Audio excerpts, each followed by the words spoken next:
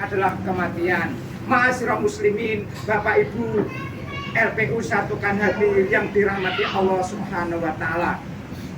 Dalam surat Al-Baqarah ayat yang ke-28 Allah Subhanahu wa taala berfirman yang artinya, bagaimana kamu ingkar kepada Allah padahal kamu tadinya mati, lalu dia menghidupkan kamu, kemudian dia mematikan kamu, lalu dia menghidupkan kamu kembali, kemudian kepadanya lah kamu dikembalikan. Dalam tafsir Ibnu Katsir dijelaskan bahwa ayat ini menjelaskan akan kekuasaan Allah, dan sungguh aneh orang yang ingkar kepada Allah sementara manusia awalnya tiada, lalu Allah menjadikannya ada di muka bumi ini. Ayat ini juga menunjukkan bahwa kita semua pasti mati dan kita semua pasti akan dibangkitkan kembali setelah kematian itu. Bapak Ibu yang dirahmati Allah Subhanahu wa taala, maka apa saja kewajiban kita dalam kehidupan ini sebagai persiapan diri kita sebelum menghadapi kematian?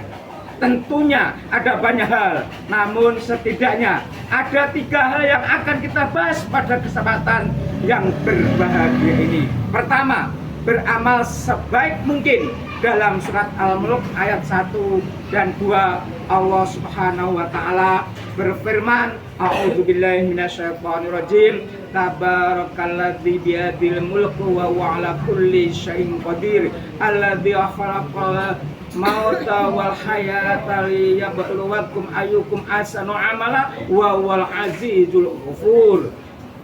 Maha suci Allah yang menguasai segala kerajaan dan dia Maha kuasa atas segala sesuatu.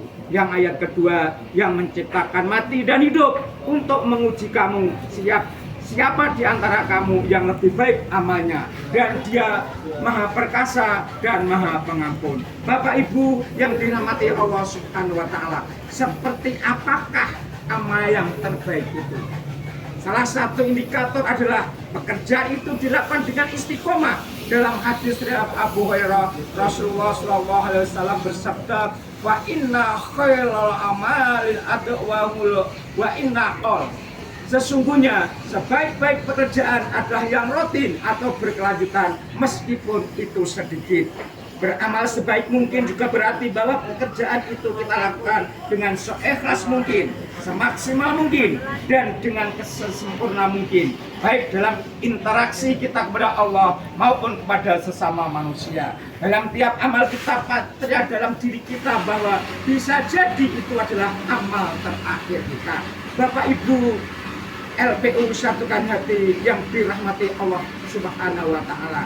Adapun yang kedua, menyiapkan amal yang terus mengalir pahalanya. Di antaranya yang dapat kita persiapkan adalah dengan memperbanyak amal jariah, ilmu yang bermanfaat, serta mendidik anak kita menjadi anak yang soleh dan soleha yang dapat mendoakan kita kelak. Sebagaimana hadis Rasulullah Shallallahu Alaihi Wasallam yang diriwayatkan oleh Muslim, yang artinya diriwayatkan oleh Abu Hurairah bahwa Rasulullah SAW bersabda, jika manusia mati maka terputuslah amalnya kecuali 3 perkara: sedekah jariah, ilmu yang diambil manfaatnya, dan anak soleh yang selalu mendoakan orang tuanya.